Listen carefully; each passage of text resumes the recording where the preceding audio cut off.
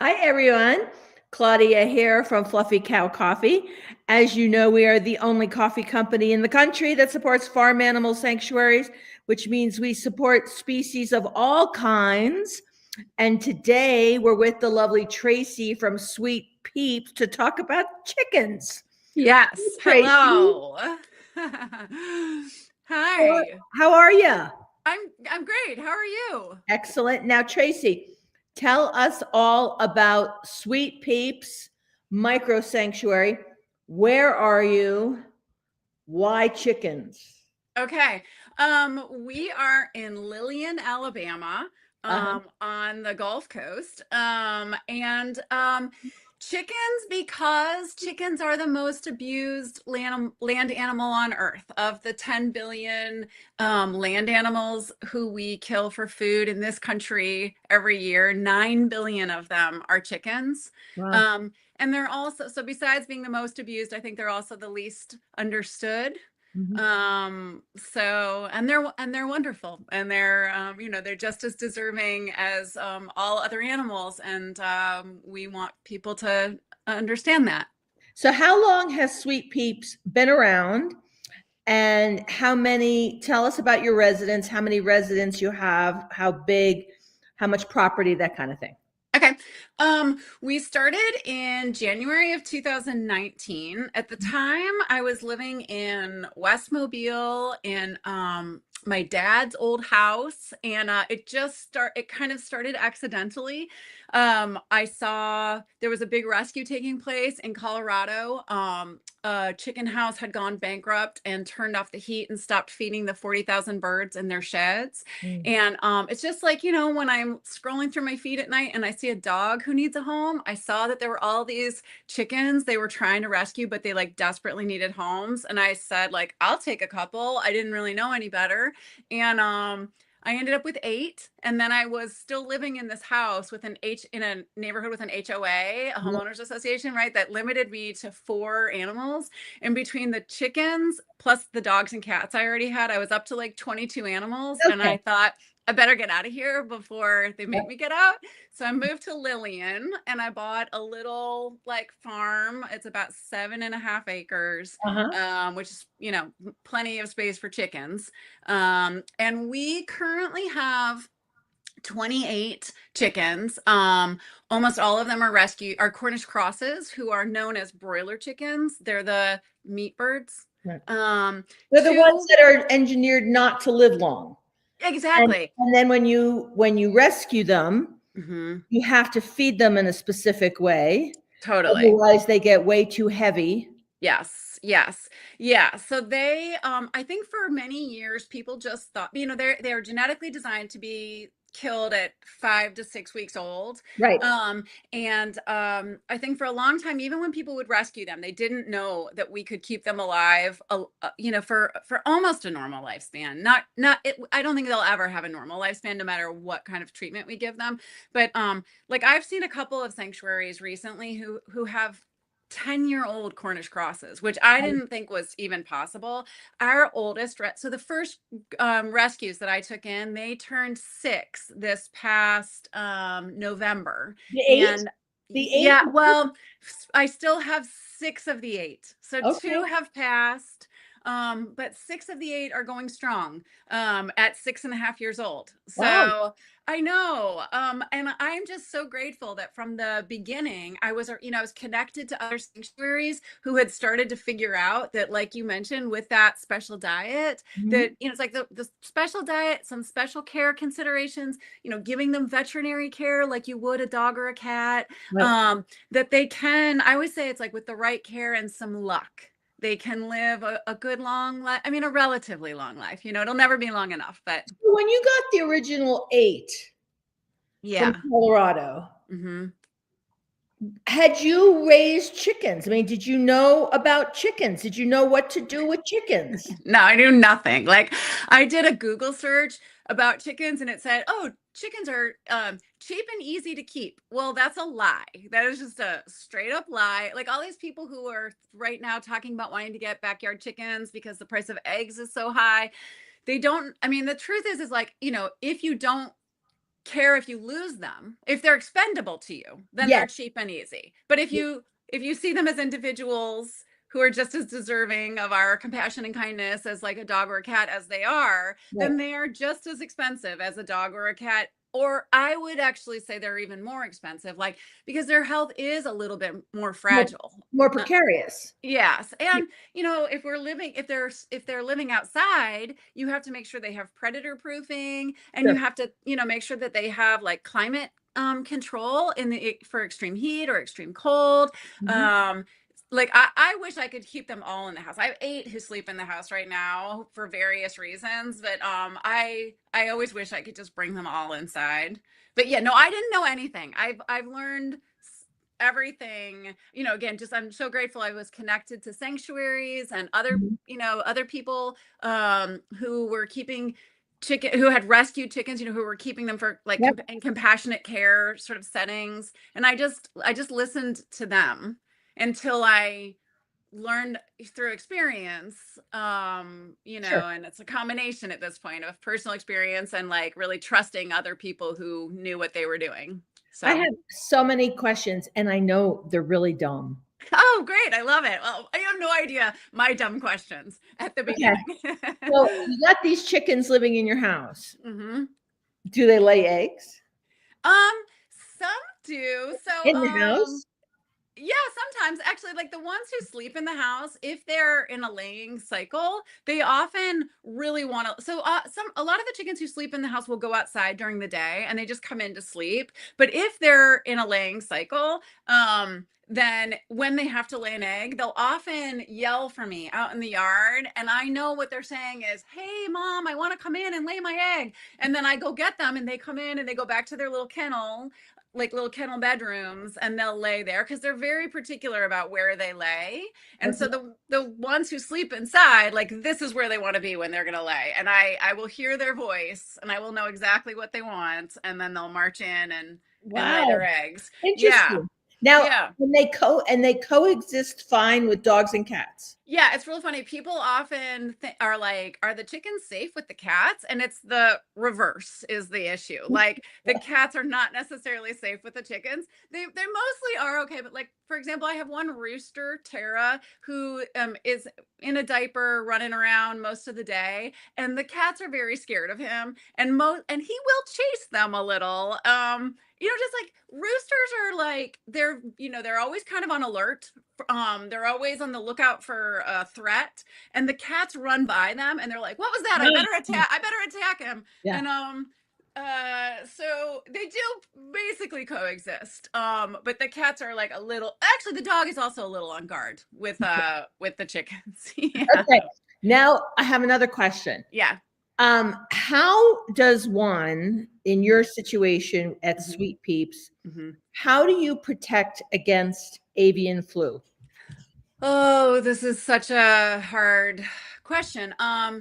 When avian flu first arrived in the US and it became clear that it was like in this part of the country, which Yes. was I think back in like 2021 at this point. Yep. I think it's been that long. It's crazy it's been that long. Like time just flies. But when it first hit here, we went into like total lockdown. We put so it's primarily spread right through the droppings of waterfowl, but that's either going to be like waterfowl who are passing over our property, and their droppings land here, or it can be like I'm out in downtown Pensacola doing my grocery shopping and I step in something, a pathogen that I don't see, and then I track it back home. So we did like a couple of things. We put hard covers over all of the runs and we locked them into those covered runs. And then we started sanitizing our shoes. So every time like you come on the property, you sanitize your shoes and something that kills bird flu. At the time when we were in like really serious lockdown, we would also sanitize just even walking around the property before stepping into a run. We would like put on little disposable booties or step in something again, or like designated booties in different runs. Yep. But at some point it became clear that it wasn't going anywhere, that this was like forever, I think, or at Yeah. least long term. Mhm. And there weren't any cases nearby. And so we eased up on our protocols a little bit and started letting the chickens back out into like more open spaces. We have always kept the boot sanitizer at the front door. So anybody who comes in steps in the boot sanitizer. We're doing that now. And, I'm just cautious about making sure that anybody who comes onto the property, like hasn't been around any sick birds or Mhm. even been in a location you go to the beach and there's all these birds around and you don't know, like they're, you might be exposed to something. So I also tell anybody if they're, in an environment where there's any birds, just to change their clothes before they come over. And at least if they're going to interact with the chickens. Yep. Yep. And then just And really watching, just monitoring the situation really it closely. must be, I mean, this is like 24/7 stress with avian flu, particularly in your area of the country. Well, it's interesting that you say that I because think only I think, because I'm considering when I say your area of the country, I yeah. was considering it, Georgia.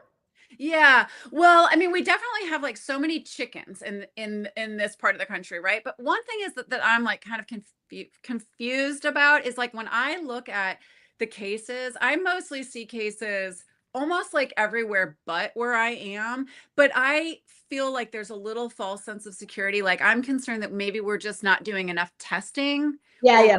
or reporting here, which would be kind of consistent with my experience in the area. Mhm, So mhm. I'm both, it's like I see cases, I see outbreaks, and I'm like, oh, it's not nearby. It gives me a little sense of a little peace of mind. And but then Mhm. I just in the back of my mind, I'm like, I know, like we can't let our guard down. So Yes, it's yes. hard to know. It's hard to know. I mean, I know a lot of people who are, are in that very strict biosecurity protocol where their birds are not going outside at all. And I get that. It's just like, at some point I just decided they would spend their whole lives cooped up if I did that. And so, if I knew that there were cases real close, we would go into full Sure. on lockdown. But it is a constant worry for sure. Yeah. And this Yeah. is so crazy. And I'm going to totally brain fart here, but Great. I remember bird flu from like when it began was during COVID. It felt like Uh-huh. COVID. Yeah. Yeah. I was following the woman in Florida who Uh-huh. had a farm with an Yeah. ostrich or an emu that Emo. Right. that would constantly peck. She would try to do videos, and the emu would Yeah. peck, and then Right. I that can't emu remember got his name now. right something Right. Lopez, Carlos something, whatever. Okay. Um, and that bird got really sick Yeah. with bird Right. flu, Right. and But I she nursed it back to health. Emmanuel, maybe? Yes, Emmanuel. Yes. And she nursed that bird back to health. She Yeah. refused to put the bird down, Yeah. and Yeah. she nursed that bird back. So that's my point of reference for when bird Yeah. flu, because I watched that whole Right. process. And now Right. obviously it's everywhere in the news Right. because of the price of eggs and all that kind of crap. Right. Yeah. Yeah. Um, Most people were not aware of it at all at that time. That, yeah, I was because I was all over sanctuary people Emmanuel. have. Yeah. Right. Right. Right. Right. Yeah. Right. This is Okay. Now, Jasmine. yeah.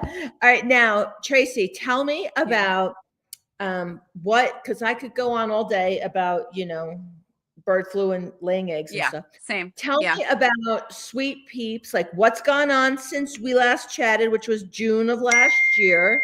Uh-huh. And Sorry. what are you looking forward to in the next year or so? Okay, yeah. Let's see what has happened in the last since when did we say June? It's like I half think a it's June. year. Yeah. Yeah. Well, okay, a couple of things. I can't remember if my book had come out, but I released a book, a children's book called Chickens Are Animals Too. Fanny Goes to Washington, that was like largely inspired by all the chickens here. And Fanny, who's like the lead character, she was actually one of my original group, my absolute soulmate. She died just really I think a week before the book was released, so Oh, very yeah. like bittersweet. But she lives on through the book. Yeah. And then we also did a short documentary that's streaming on Jane Unchained called Meet the Chickens, where you get to meet a bunch of the chickens who live here and hear their stories. So like that was fun. We have taken in a few new residents. I'm trying to think. We've actually taken in a few. Feral cats just come out of the woods here. Like we're a magnet for feral cats. But so we have some new cats. But I think we've got taken in 3 new chickens since I talked to you, and one of them is running around right here, and I'd like him to come say hello. I'm going to see if I can lure him. Otherwise, I might pop over and grab him. But so 3 new roosters actually that we've taken in.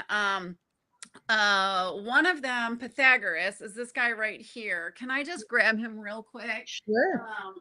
Here. So he's he's kind of a madman. And oh wait, can you see? He's kind of a madman. He's going to run around. But Okay. this is Pythagoras, and he Hi, fell Pythagoras. off of. Hello, can you say hello to Claudia? What's Hi, happening? Pythagoras. He fell off of a slaughterbound or jumped off of a truck on the way to slaughter in northern Alabama, where there are lots of chicken houses, and a really, really sweet, kind woman who lives in Gadsden. Her daughter works at a chicken house. She saw this baby, this like lump on the side of the road, and stopped and picked him up. She was like, I had no place to put him, but I couldn't leave him there. And so she contacted me. I drove up to Gadsden and picked him up. So he was, he was like 6 weeks old on the way to slaughter, and he's now he's probably 4 months at this point. And he sleeps inside still, and then during the day he goes out in the yard with one of the other roosters. He shares a yard with him, like a big brother. And yeah, he's doing great. And then we've taken in 2 other roosters. Roosters are dumped all the time. People want hens to lay eggs, and they'll hatch a bunch of chicks, and then people always seem surprised that half the chicks will be roosters, and we get calls constantly, like every other sanctuary does, about taking in roosters, and it's heartbreaking. The hardest thing, or there are a few hard things about having a sanctuary. It's like when anybody gets sick or anybody dies, those are the hardest things. But saying no, right? Because you can't help it. You can only do what you can do. Yeah. And it's heartbreaking. I mean, any rescue or sanctuary deal, I mean, it takes it really takes a special person to be able to do what you do. Yeah, I mean, I've always admired sanctuary people so much. Like, I still feel like I think, I know so many people in the sanctuary community who I just think of as angels. Like, I'm not one of them. This is all by accident. Like, I love animals. I can't say no. I say all the time though, in all honesty, like, I wish I didn't have to do this. Like, I wish that we lived in a world where this wasn't necessary, because I would love to be like sipping a pina colada in Costa Rica right now. At the same time, it's like, I can't, I love animals. I need to be with them. And, but I wish that we lived in a world where this wasn't necessary, or where, everybody would had, if everybody took in 10 rescues or something, then, we could, I don't know, distribute it. But it is definitely, people have no idea. It's the hardest thing I've ever done. It's 24/7. It's 24/7. Yeah. No, it's a big deal. All right, now Tracy, because we're going to run out of time. Okay. So we got to talk about the fundraiser. Yes. We're in the middle. We're at the tail end of the week of the fundraiser. Yes. And the fundraiser is such that it's began on Monday. It ends Sunday at midnight. I donate $2.50 for every item sold on the website during the course of the week. And we have chicken specifics. Yes. I love it. We even have a coffee with chicken on it. It's so great. Everybody loves it. It's the light roast called the Plot Chickens. So the message to your fan base, which is what we got to get out, the message to your fan base, the coffee's really damn good. It is. Absolutely. If you don't drink coffee, buy swag, do something, whatever, a hat, I don't care. Yeah. We got it. Whatever you do, we'll support Sweet Peeps. Now, Beth will give you a shortened URL after this that you can then use so say one of your fans wants to do a subscription. That means every time that fan gets their subscription from us, you get a donation in perpetuity going forward. Amazing. Yes. Amazing. Yeah. So we got to get the word out, Okay. Tracy. Okay. We only have like 2.5 more days. Yeah. So we Okay. got to get on it. Yeah. And then, finally the question is what would you do with like $200 or $300 should we get to raise that? Yeah.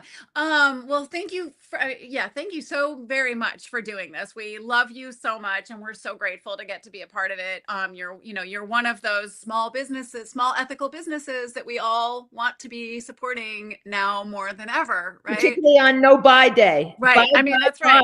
at Fluffy Cow Coffee. Totally. Like support businesses who support ethical policies and a better world for all beings and equality for all. What would we do with that money? I mean, there's so many things, like $200-300 that I have to take one of the chickens to the vet today because she has ovarian cancer, and she's going to probably have her belly drained and have an ultrasound, probably have some blood work done.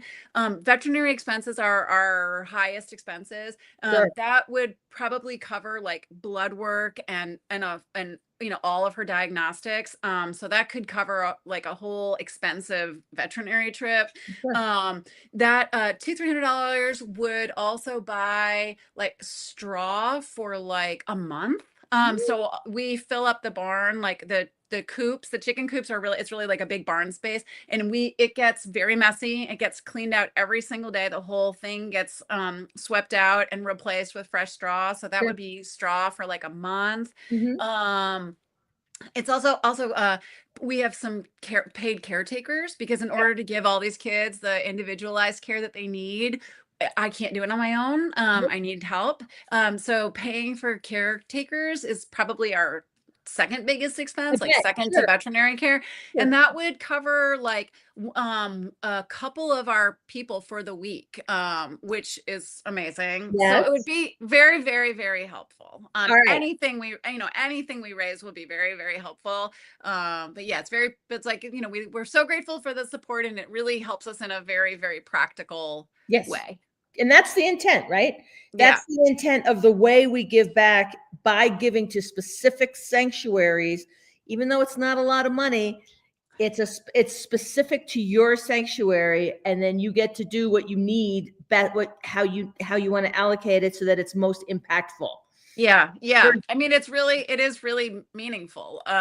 We have, our expenses are high and they're constant, and people don't really think so much about how expensive it is to care for chickens. But a few $100s. I mean, that's significant for us, for sure. All right, Tracy. And you and I have our work cut out for us for the weekend. Yes. We'll get the word out, and the coffee, I can attest. The coffee is I'm a big coffee drinker. The coffee is delicious. I generally prefer a medium roast, but I love the plot chickens light roast. In part because it's so cute. I'm not light roast either. I'm incognito. I like dark roast. Yeah. And I like deja vu. Light roast is like, it's just not my bag, but I love the plot chickens. Totally.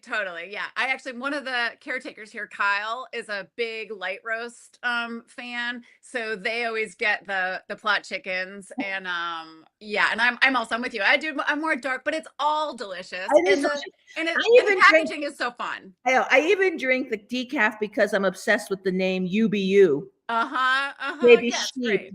Oh my great. It's great. That's so cute. I know. All right. So Tracy, yes, we're going to get the word out. We're going to spread the word. We're going to get people to buy, because I want to write Sweet Peeps. I want to Venmo you as much money as I can on Monday morning.